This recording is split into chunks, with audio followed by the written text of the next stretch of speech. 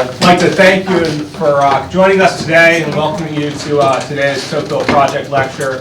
Before I introduce our speaker for today, I'd like to take a moment to thank the groups and some individuals who make everything we do here possible with their generosity.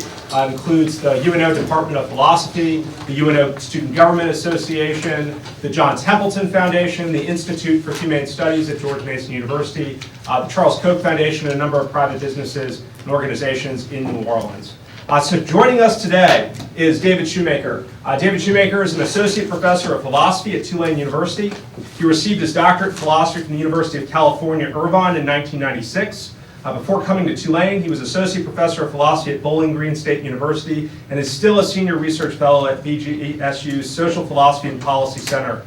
His research interests include agency and responsibility, contemporary ethical theory, personal identity and ethics, social and political philosophy, applied ethics, bioethics, and moral psychology. Today he's going to talk to us about angry blame. So please join me in welcoming David Shoemaker. Thanks a lot, everybody, for coming, and thanks a lot to Chris and all those organizations that he talked about. Yeah, so I'm just here to provide a theoretical, philosophical grounding for Alanis's rage.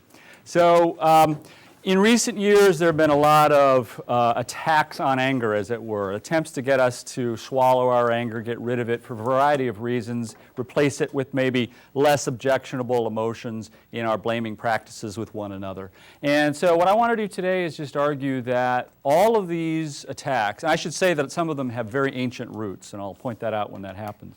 But all of these attacks mischaracterize the nature of anger. They mischaracterize the nature of its role in our interpersonal practices. And so what I want to do is just correct those misrepresentations and vouch for anger's crucial role in our responsibility practices. Okay, so there are four general objections. There are actually six total objections, but four general types of objections. The first type of objection is the prudential objection. And it traces back to the Stoics. And so Seneca, for example, argued in a full book against anger. It's a kind of temporary madness, he thought, and so you should be governed by the authority of reason, and what anger does is undermine or usurp that authority. And so as a result, it overtakes you, it causes you to do bad things, it prevents you from recognizing the truth or salient normative considerations. You're trying to decide what to do, it blocks you from seeing the various salient considerations that will help you determine what you ought to do. So just in general, it's bad for you, therefore you should not feel it, or you should eliminate it, undermine it somehow, get rid of it, overcome it. The second general type of objection is a metaphysical objection, and it comes in two varieties. One comes from people like Dirk Pereboom, who's a philosopher at Cornell, who has argued, along with some others, that in favor of a view called free will skepticism. And so the thought here is that anger presupposes, and here I'm talking specifically about blaming anger, the anger that we engage, just take that as shorthand for the anger we deploy against one another in our blaming practices. What it does is presuppose a certain robust but false metaphysical view. It requires that you deserve. So if I get angry at you, the thought is that it's only justified if you deserve that anger. But no one deserves that kind of treatment because to deserve it requires this robust free will capacity that no one has. Okay, it's a robust libertarian, which just means you can act against the causal force, the causal flow. And so no one has that, or it's very unlikely that anybody has that. And so if anger is grounded on that false metaphysical belief, then it's unjustified. So the payoff for the prudential objection is you shouldn't feel anger because it's bad for you. The payoff for the first metaphysical objection is you shouldn't feel anger or express anger because it's grounded on a false belief. The second type, I think I just said all that, yeah. Oh, and I should point out here that there's going to be interchange of language. Lots of theorists use the term resentment and indignation when they're talking about kind of the blame that I have in mind, the angry blame. I'm going to come back to that because it's a really important point. So this is an explicit quote from Pereboom when he's the emotion that he's calling for us to get rid of and replace with things like sadness or disappointment is moral resentment, and that's just anger with an agent due to a wrong he has done to oneself. So keep that in mind. As I say, I'll come back to it. The second metaphysical objection is also ancient, and it stems from Buddhism. And the thought here is that anger is a poison, and it is grounded on a false view of the self. So as with the previous objection, it says get rid of anger because it's grounded on a false belief, false metaphysical belief. In this case, the false metaphysical belief is that you are an enduring ego, capital S-E-L-F, self, right? And so you have various kinds of desires about yourself. And so what anger is a response to thwarted desires. You're not getting what you want.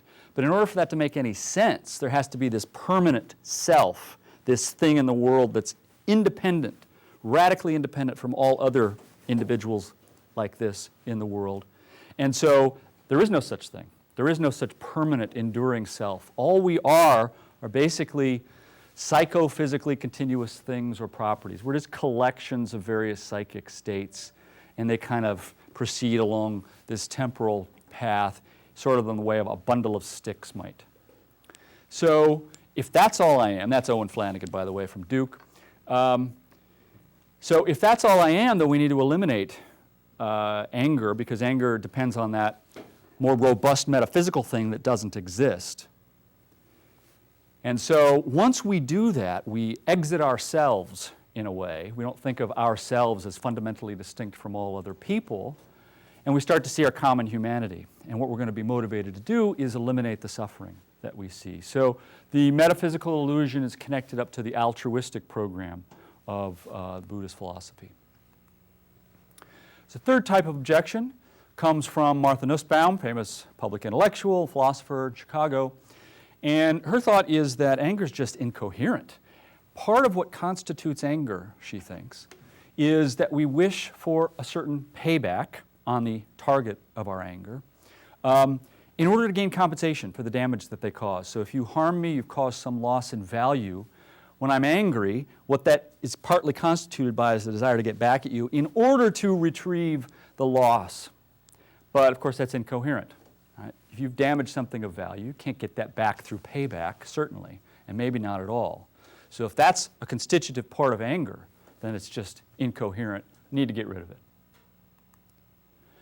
Finally, the one that I'm sure has occurred to many of you is a general moral objection. And this comes in two flavors. It comes in a consequentialist and a non-consequentialist variety. So the consequentialist is the person who says we just need to maximize good consequences. And what anger doesn't do is maximize good consequences. The thought is, in fact, it increases bad consequences, and on that basis, it's immoral. How? Well, it aims at causing people pain, goes the thought. And if you're aiming at causing someone else pain, you're aiming at lowering their well-being. But the aim of consequentialism should be to maximize, increase people's well-being. So it's just doing the opposite. It corrodes relationships. You can think here of the kind of simmering, ongoing resentment you've got against some friend or former friend or loved one. And it just corrodes the bonds between you. And of course, if I get angry at you, one possibility is that you apologize and grovel, but a more likely possibility is that you're going to strike back at me. You get defensive, and so you're not going to reconcile. Right? So because of these bad consequences of anger, goes the thought, we need to get rid of it. There's a non-consequentialist worry. Non-consequentialism is just the moral view that not only the consequences matter morally. Some other things like respect matter. And so this is Margaret Holmgren. She's argued that, look, our fundamental duty as moral agents is to respect one another, to have goodwill towards one another. Anger, resentment towards other people is precisely the withdrawal of goodwill, and so is incompatible with being a morally good agent. All right? 6 objections, 4 general types of objections. I have a massive project on my hands. Let's get going. All right, how we're going to respond here. The first thing we have to do is get very clear on what the relevant blaming emotion is. Now, you already know what my answer is because you've seen the title of the talk. But as I said, lots of theorists want to emphasize that it's resentment. So what's the difference? I'll just say here's the worry. Given that I'm going to be talking about anger and not resentment, won't this talk just be a non sequitur? I'm talking about something else than what most theorists say we need to reject. Okay? To answer this, we need to figure out why theorists focus on resentment and not anger? And the answer should be fairly obvious. Anger casts too wide a net. We're angry at lots of things that don't count coherently as blame. So we get angry at our computers. We get angry at the traffic. We get angry, especially in New Orleans, at the craggy sidewalk that trips me over and ruins my knee. I get angry at the weather for ruining my maze party or something. So these are things that aren't agents. They can't coherently be the target of blame. And so what these theorists do is say we have to restrict the relevant blaming emotion so we can exclude these cases. Anger is just too indiscriminate. How? Here's how. The standard answer is to say let's focus on resentment and indignation. What's the difference between them and anger? They have a particular cognitive component. They have a judging component. It's often referred to as a cognitively sharpened form of anger. And so that means they're partially constituted by judgments about the responsibility or the wrongdoing or the wronging of the offender. So think here of resentment as anger, the emotion, plus the judgment, you wronged me. So I resent you for stepping on my foot because you thought it would be fun, and I resent you, and what that consists in is anger at you plus I judge that you wronged me. Indignation, which is another emotion that these theorists talk about, is just different only with respect to who was wronged. So I'm indignant at what you did to her, okay, or what you did to them, not me. That's the only difference. So I make a judgment in both cases that you wronged someone and you're blameworthy thereby, okay? Only responsible agents can wrong others. So if these emotions have those constitutive cognitive components, then those are the emotions we need to talk about if we're talking about blame. That's the idea. Anger just casts its net too widely. Resentment, indignation, they're much more focused, and they're going to restrict our focus to responsible agents. Okay, so it's a very natural thought that here's why we should focus on this emotion. My question first is what's so objectionable about resentment and indignation? All those objections that I gave, the prudential objection, the moral objection, the metaphysical objection, they're against resentment. What's so objectionable about those emotions? It can't be the judgmental core, right? It can't be the judgmental component, that I judge that you wronged someone else or that I judge that you wronged me. That couldn't be objectionable for the most part. What has to be objectionable is the anger, the emotional core. And so anger, I want to first argue, and I think this is fairly obvious, is necessary for blame, for the blaming emotion that we're looking for. It's got to include the emotional component of anger. Further, and now we get into more controversial territory, resentment or indignation, that is, the constitutive judgment of wronging or blameworthiness, isn't necessary for blame. And here I have in mind the very familiar kinds of cases of just a diss, basically. So somebody's walking and just steps on your foot without regard for you whatsoever. Immediately, you may respond with anger. Is there any judgment that that person wronged you attached? No. Or cases in which you're in a crowd and someone is elbowing and they're elbowing you right in the gut. You get angry at them. Again, I don't think there's any attached judgment that they are responsible or that they wronged you. You suddenly realize that someone's comment is quite snide and insulting. Quick transition. It's a recognitional move, but I don't think there's any judgment. Hey, you wronged me, or you're responsible for wronging me that's attached to that. Or your daughter comes back from a date with her boyfriend looking like this. You recognize immediately what happened. You're angry, right? But there's no judgment that he wronged her. He's responsible. Necessarily. There may be, but not necessarily. And what these theorists are saying, in order for it to count as blame, it has to have that judgmental component. Now you might say, well, okay, come on, Shoemaker, let's not get too fancy with the language here. I mean, maybe there's no robust conscious judgment, but surely there have to be associated beliefs and perceptions. Don't I at least perceive that there was a wronging, or believe that there was a wronging of some kind, even if it doesn't rise to the level of a judgment?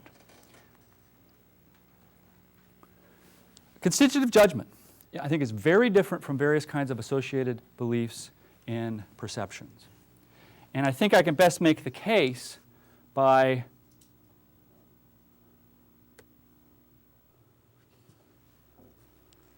analogy, an aesthetic analogy.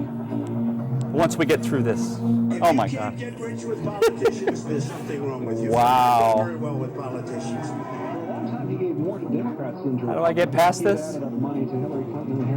Almost at $600,000. With Hillary Clinton, I said, be at my wedding, and she came to my wedding. Where is it? And you know why? She had no choice because I gave. I've helped Nancy Pelosi. I felt really, really bad in Washington. All right, well, it took me long enough. That's hilarious. Okay, suppose for the first time you go and listen to a live performance of Barber's Adagio for Strings.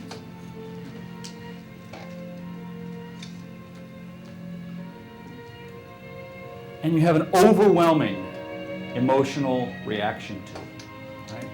The mournful chord progression. That's something you perceive. You perceive the tension that may exist between various of the different kinds of strings, all right? You perceive all of that. You believe that the level of the sound is at a certain, you believe that the sound is at a certain level. But the emotional aesthetic reaction in and of itself doesn't require any associated belief or perception about the beauty that's involved. In fact, if you were to make some judgment, hey, this is beautiful, that takes you out of the aesthetic experience. Now, it may be later you look back on it and you say, all of those collections of perceptions and beliefs and so forth, that's what beauty is, right? But that's a later judgment. It's not constitutive. Okay? I'd love to keep this playing all day. Uh-oh. There we go. Okay. So I think the same thing is true of emotional responses in blaming practices. That what I'm doing in responding with anger is having various kinds of perceptions. I perceive what you did was an insult, or I perceive or I believe certain things about you. But it's not necessarily attached to a judgment that you wronged me, or that you are responsible, or that you are blameworthy. What that means is there's something about the anger itself that makes it a blaming response independently of these judgments. Okay, so this is contrary to a whole slew of theorists. This is even more controversial, so I look forward to your powerful objections. Appropriate blaming anger isn't necessarily a response even to wronging or to wrongdoing. This may seem odd, but it can be appropriate to blame someone for no wronging or wrongdoing. Here's a case, so let's see if you agree with me. Suppose you go out for a picnic all by yourself, and as you're eating, your lone plastic fork drops into the dirt. And you're eating some messy thing, red beans and rice or something. And you look over at me, I'm at the other end of the table, I'm a stranger. And I just got, for some reason, this huge collection of plastic forks sitting in front of me. And you politely ask me, can I have one of those? And I say, no. Not because I'm saving it for anybody, it's just, I don't feel like it, and they're mine. Now, I think anger in your case is absolutely appropriate, but I haven't wronged you. I don't owe you any forks. You don't have a claim on any of my forks. I don't know, I forgot the pronouns. But at any rate, I don't think any wronging or even wrongdoing has taken place. I'm a complete jerk. I completely agree with that. And that alone may be enough to ground your anger, but I haven't done anything wrong. Okay? So I think our blaming responses cast a wider net than those that the theorists who want to insist that there's kind of a judgment of wrongdoing say it does. Okay, so anger's wider scope has an advantage over resentment and indignation in capturing blame, because it doesn't need that judgmental, that cognitive component. We still have the problem that we started with. It's too wide. Right? It includes getting angry at your computer, getting angry at the weather, getting angry at the traffic, getting angry at the sidewalk, and those things aren't responsible agents. So again, the problem is, how do we restrict the relevant blaming emotion so it excludes those things as inappropriate? Here's how. we have to say more about the nature of emotion generally. And here I'm going to follow some of the great psychologists of emotion and some recent philosophers of emotion. Emotions typically have a syndrome. There are three factors that are involved in emotions. And here I'm talking about what used to be called the basic emotions, or the sentiments. This is the universal, pan-cultural emotional responses. They involve a feeling, which is affect. They involve an appraisal of some object, and a motivation, or what's more often called an action tendency. It's the last one that's the most important, and it's going to be crucial for some later moves I want to make. So the action tendency is what, for many contemporary philosophers of emotion and psychologists of emotion, is what identifies the emotion as being the emotion that it is, and so helps distinguish it from other kinds of emotions. It's what it tends you to do that identifies the relevant kind of emotion for what it is. So, what's anger? Its syndrome involves these three features. The feeling is one of heat or aggression. It's the best way to describe it. I mean, it's pure affect, but that's the best we can do. The appraisal, this is from Richard Lazarus, a leading psychologist of emotion. It's the recognition of a demeaning offense against me and mine. I'm going to unpack that quite a bit later. The motivation, I'm also going to talk about much more later, but this is the standard view of anger, retaliation. Okay? So you step on my foot for no reason and you look at me and laugh, I'm going to feel the heat.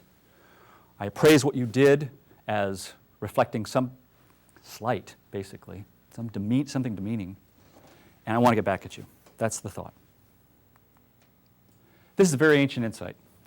It comes from Aristotle. So Aristotle defines anger in the Rhetoric as an impulse accompanied by pain to a conspicuous revenge for a conspicuous slight, that's the term I'm going to be using, directed without justification towards what concerns oneself or towards what concerns one's friends. Me and mine.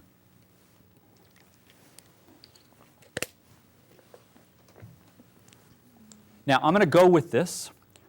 We're going to see how far we can go with this, actually. And so it looks like on its face, this is a pretty good definition of what anger is. It's a kind of a discernment of someone slighting you. There is a huge counterexample. Babies get angry. And babies do not perceive slights. Right? They don't perceive that there's a demeaning offense that's occurred to me and mine. So, here's the problem with babies. Many problems with babies. Here's a problem with babies. They obviously experience anger, but that anger couldn't possibly be appraising actions and attitudes as slights. So what are they responding to? What this seeming counterexample does is present us with a dilemma. Oh, sorry, first I'll say what it is that they are responding to. It's obviously goal frustration. They're not getting what they want. So for some, I should say many, psychologists, this is the appropriate target of anger. It's goal frustration. But now here's the dilemma. If we allow for cases of infant anger, then the real target of anger is goal frustration, and now we've lost our connection to moral responsibility and agency. Because I can get angry at lots of natural things, or the traffic and so forth, right? And that frustrates my goals. So we lose the connection that we wanted to moral responsibility. Or we say, well, what those babies feel isn't real anger, and that just seems ad hoc. I mean, there's something completely continuous between the kind of emotional response we see in infants and the kind of emotional response we have. We just contain it maybe a little better. So it looks like a real dilemma. How do we bust it? The best way to bust it is by admitting that there are two types of anger. Now, this is a strategy that you should know, that anytime a philosopher gets in trouble, just draw a distinction. Here's what we're doing. But I think there's a genuinely motivated reason for drawing the distinction in this way, and I'll explain it. One type of anger is aptly triggered by goal frustration. Okay, we'll just call that goal frustration anger. The other is triggered by slights, or demeaning offense to me and mine. Call that blaming anger. It's not an ad hoc difference, though, because it's motivated by what in fact identifies emotions, and that's different action tendencies. Goal frustration anger motivates you to do one thing. Blaming anger motivates you to do something else. We can think here, and I'll illustrate this with overlapping cases, because lots of cases of anger, there's overlapping action tendencies here. So suppose that I'm late for work, and you're standing in the doorframe. You're refusing to let me through. I'm going to have two motivations. One is to get around you so I can get to work on time. That's the motivation of goal frustration anger. It's to overcome the obstacle in some way, get around it, go some alternate route, or destroy the obstacle, just in virtue of the fact that it's an obstacle, right? But I'm also going to be angry at you and want to get back at you for making me late. That's the identifying, for now anyway, that's the identifying action tendency of blaming anger. And we can see it more clearly if we think about these pure cases. So suppose I'm late to work, I'm driving, and there's a rock slide. I may be angry at that. What am I going to be motivated to do? I'm going to be motivated to find an alternate route to work. It's not like I'm going to try to get back at the rock slide, right? It's just absurd. But suppose in a pure case of blaming anger, you're my former colleague, we worked together, I got a promotion, you didn't, so now I'm your boss and I'm telling you to do things, and you do everything that I ask you to do, but you do it with a condescending manner, as if it amuses you that I've been placed in a position of authority over you. So you're going to do everything, oh yes sir, and you do it. That's angersome. That's the term I'm going to use for something that merits anger. That's angersome, but it's not goal frustration anger there, right? Because everything that I want is getting done. We're going to focus on blaming anger. One last point before I get back to the objections that started this thing off. I've been allowing to this point that the real action tendency, or that the action tendency of blaming anger is retaliation. Okay? I don't think that's accurate. I think that often it's retaliation. We have that as part of our motivational profile, but I think the more fundamental action tendency of anger is communication. What we want is to communicate that we are angry. To what end, I'll talk about. But I think what we want is to communicate that we are angry, and that when we want to retaliate against the offender, it's because that's the most dramatic form of communication of the anger. Now, how can one argue for this? The problem is that in the psychological literature, it's been assumed for so long that the action tendency is retaliation that no one's bothered to ask the follow-up question when they have thousands and thousands of studies where they ask people, when you were angry and you were motivated to get back at the person, why? And I think the natural answer is they needed to know. You ought to know. That's the source of that's the relation to the Alanis Morissette song. Here's some evidence for the communicative model that does come out of the psychological literature. When they ask people what it was they ask them to think back when you were angry, what was your action tendency. These are the two dominant answers by far. I felt like hitting someone, I felt like yelling. And what did you do? Say something nasty, wanted to hurt someone. Now, how do we unify all of these answers under the rubric of blaming anger? It's that they all involve an expressive element that communicates the anger. So go back here and say, well, how can we unify all these if we're going under the rubric of retaliation? How do we explain merely the feel like yelling response that people have? Or saying something nasty, which wasn't necessarily to be directed at the offending party.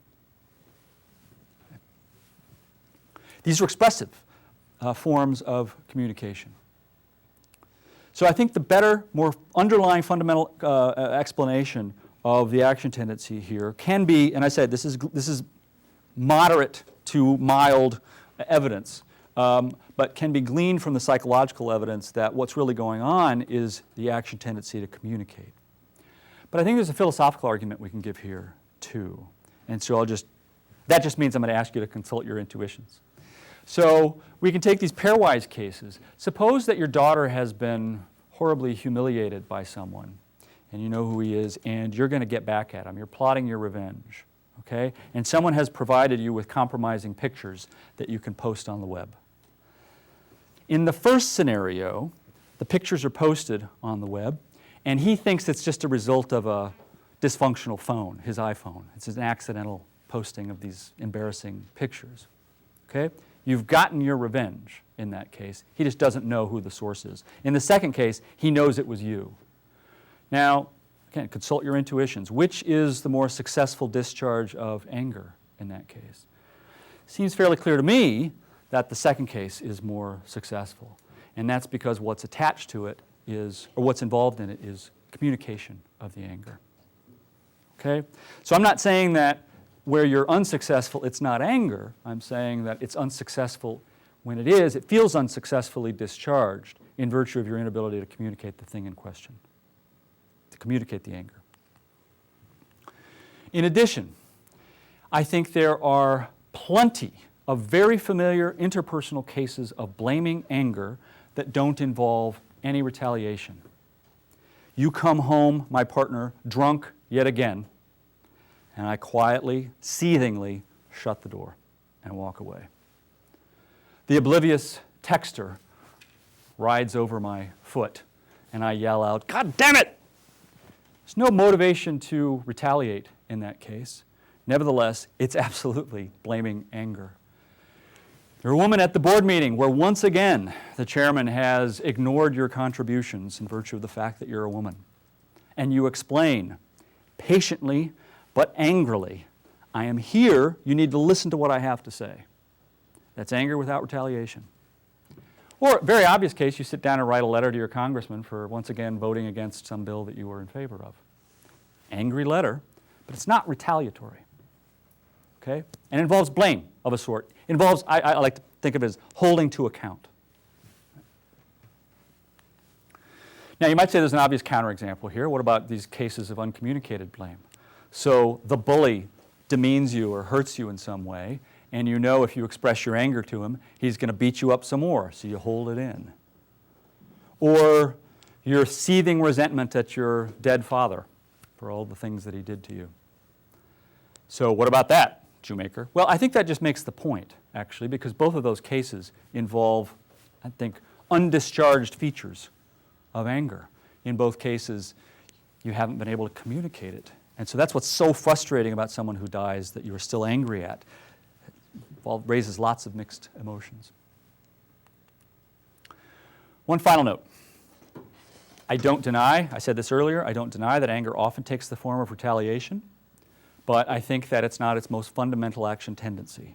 Again, this cuts against a lot of psychological and philosophical literature, but I think this is the more plausible view. But when we do have the motivation to retaliate, that's a very effective and dramatic form of communication. But there are other forms, as I said, like the quietly shutting the door. Right? So that can be very dramatic.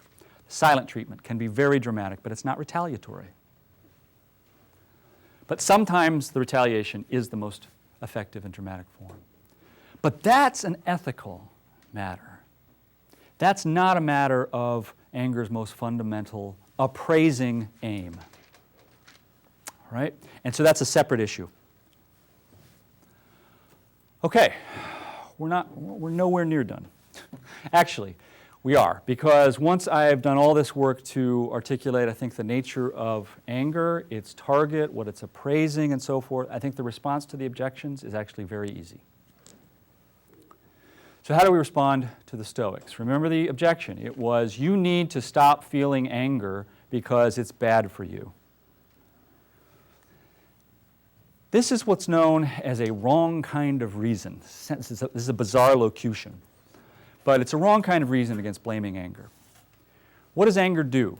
Well, it's got that feeling of heat and aggression, but also crucially, it appraises what you did as a slight, as a demeaning offense against me or mine. Okay? It evaluates you in some way. When I'm angry at you, I'm evaluating you in a certain sort of way. On this account, that emotion is what we call fitting, just in case the appraisal is correct. All right? So if I'm angry at you and I'm appraising you in being angry at you for slighting me, demeaning me in some way, then my anger is fitting. I have a reason to feel it, just in case you actually did slight me, just in case the appraisal is correct. Okay? So when it comes to these kinds of emotions, there's a distinctive type of reason. I probably should have put this up here, but it's a reason of fit. That's a competitor to other types of reasons. Prudential reasons, that is to say whether it'll be good for you or bad for you, and moral reasons that have to do with other regarding considerations like whether or not somebody's in pain or something like that. These all compete, okay?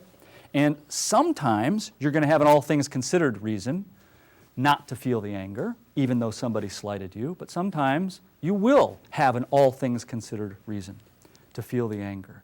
So these different types of reasons weigh against one another, but what the prudential objection says is that there is no, it just denies that there's a reason of fit to feel the anger in question. I'll say more about this. I know it's a subtle point, but it's important. So what blaming anger fits is poor quality of regard. That's a slight. This is just my lingo for it. So if somebody treats you or has a bad attitude towards you, poor quality of regard, if somebody slights you, that gives you a reason to feel anger, because anger is just the appropriate appraisal of a slight. That's all it is. But in determining what I should do, all things considered, that's what I was saying just a moment ago, other types of reasons matter. There are prudential reasons, there are moral reasons, there are aesthetic reasons. But they are what's called, and this is just the language in the literature, wrong kinds of reasons at the stage of appraisal. I realize it's a subtle point. I'd be happy to talk about it some more. So sometimes the wrong kind of reason wins. So suppose the bully slights me. I have a reason of fit to be angry at him because he slighted me. That's just what anger appraises, slights. So he did slight me, anger would be appropriate. But I also have a reason of prudence to not express my anger, and maybe the best way not to express my anger is not to feel anger. Right? You can think here of fear in a rabid dog. Some people say that you shouldn't show your fear to a rabid dog. That'll only agitate it more and you're in more danger. And the best way not to show your fear of a rabid dog is not to feel fear. So you have a reason of prudence not to feel fear at the rabid dog. You have reason of prudence not to feel fear at the bully. I mean, not to feel anger at the bully, but you still do have a reason of fit to feel anger. And those are going to compete with one another, and one of them may win. Often the prudential reason is going to win. But there are other times when the prudential reason is going to lose, as when I see yet another instance of outrageous injustice. I'm angry. This is the righteous indignation. I'm angry at this, and it may overcome my reason in various ways. It may usurp the authority of my reason. So I do have a prudential reason not to feel that righteous indignation, but this time the prudential reason loses. It's actually much stronger reason for me to feel righteous indignation in these cases of outrageous injustice. How do we respond to the free will skeptics? These are quotes from Paraboom. For an agent to be morally responsible for an action, and that's in that basic desert sense, is for it to be hers in such a way that she would deserve to be blamed if she understood that it was morally wrong. The type of blame at issue is expression of genuine resentment or indignation. Resentment is just anger with an agent due to a wrong he has done to you, and it contains a constitutive cognitive component, a belief that its target deserves, in the basic sense, to be its recipient. His is not a wrong kinds of reason argument. He is not saying that you have a moral reason not to feel anger, you have a prudential reason not to feel anger. What he's saying is that anger never fits. For anger to fit, that person would have to deserve it, and that would mean that they've got this robust free will, which no one ever has. Okay? So it's not a wrong kind of reasons argument. But here's the problem. His metaphysically grounded objection is to the cognitive component. The reason that you shouldn't feel resentment is that it depends on this judgment that someone deserves anger. So it depends on that crucial cognitive component, right? But his attack then is a non sequitur. It doesn't It doesn't attack anger, blaming anger as we've described it, because blaming anger doesn't require a constitutive cognitive component. Okay? So we can blame other people, even if they don't have free will. That's the upshot here. It can be fitting to blame other people, even if they lack free will. Happy to talk about that later, too. How do we beat the Buddhists? Remember the objection. Anger requires that you've got these persisting desires. You can only have these persisting desires if you're this enduring self. But there is no such thing. There aren't any souls in that classic sense. We aren't enduring objects, just a collection of a bunch of psychic events. Well, you should know by now what the answer is going to be. They're talking about goal frustration anger. They're talking about the type of anger that involves a response to a thwarted desire. But I've already agreed, that's not what we're talking about when we're talking about blaming anger.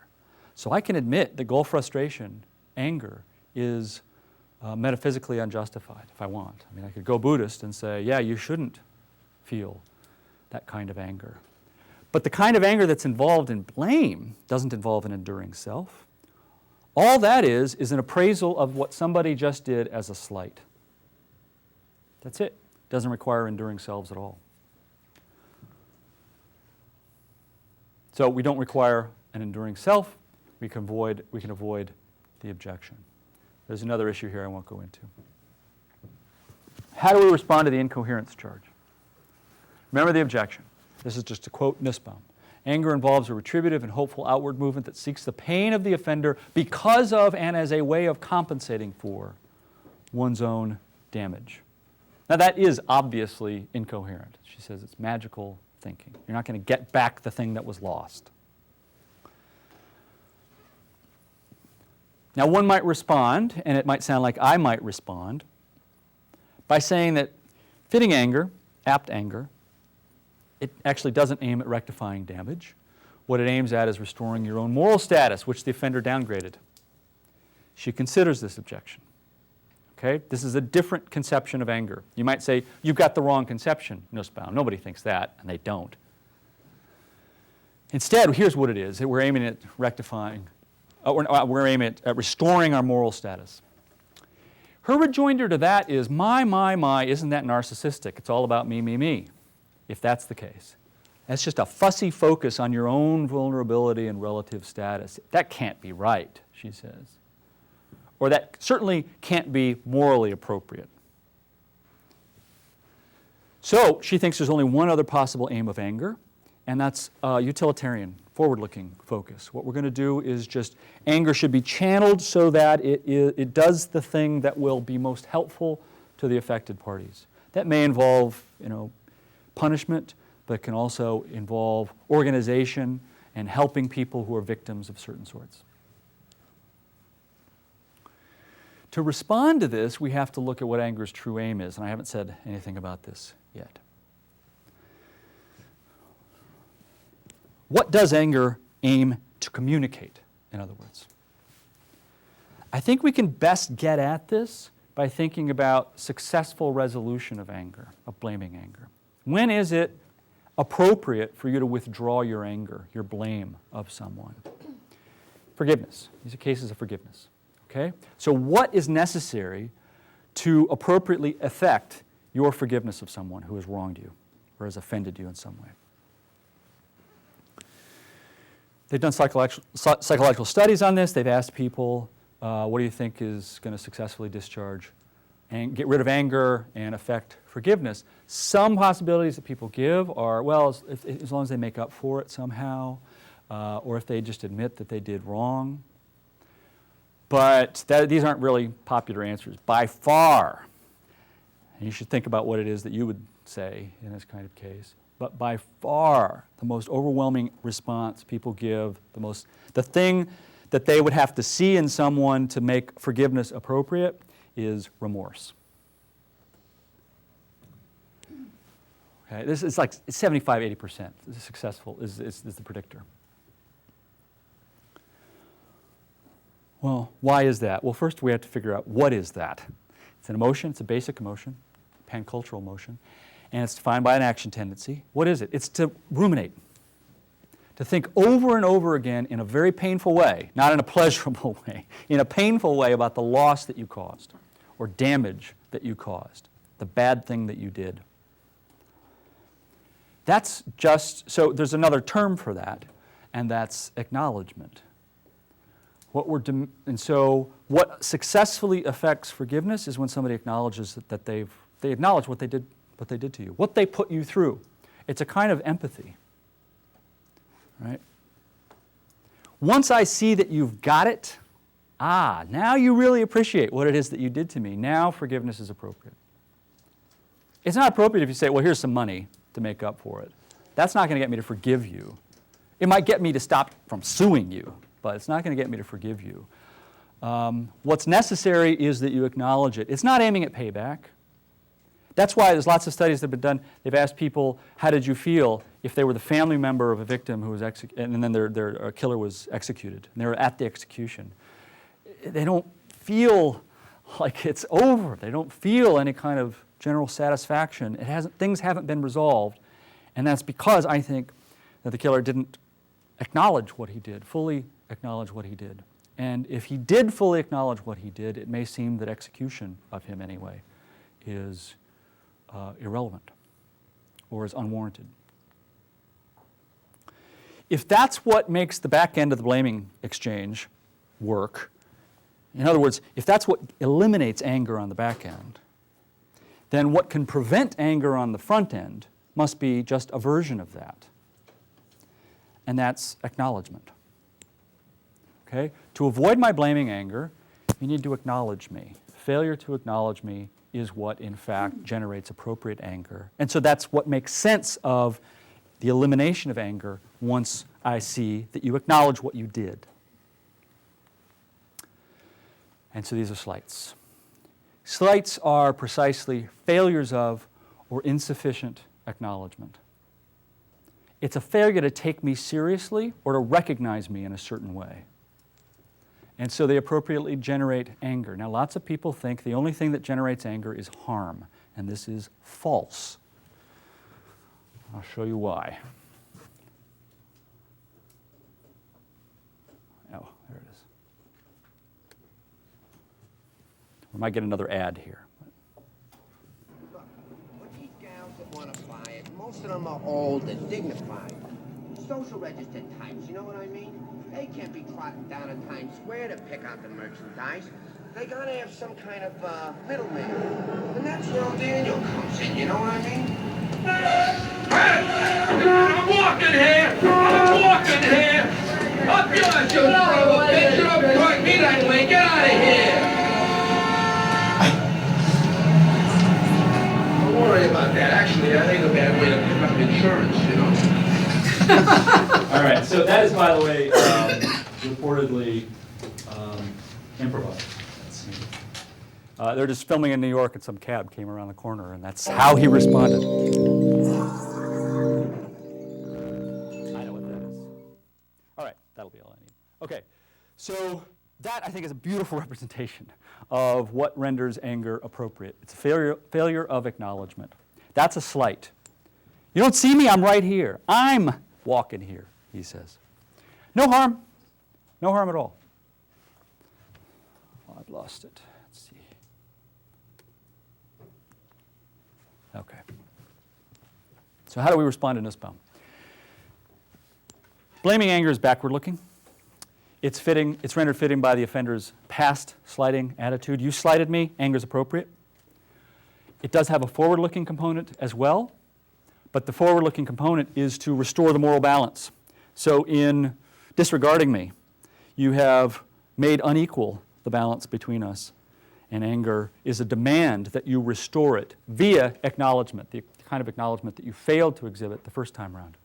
That's not utilitarian. We're not trying to maximize happiness here. It's also not narcissistic, because when I say that I matter, and that's the demand I think we make of one another, I matter, it's not to say that only I matter. It's instead to demand for me the kind of acknowledgement everyone should have. And so this generates what I think of as moral community's empathic glue. So anger is really important here because I think it serves to bind us together as a moral community. How? By our demanding empathy of one another. I demand that you take up my perspective, you feel what it was that you put me through. And in so doing, what we're doing is creating a kind of bonding between us, an empathic bonding. I understand now greater things about you.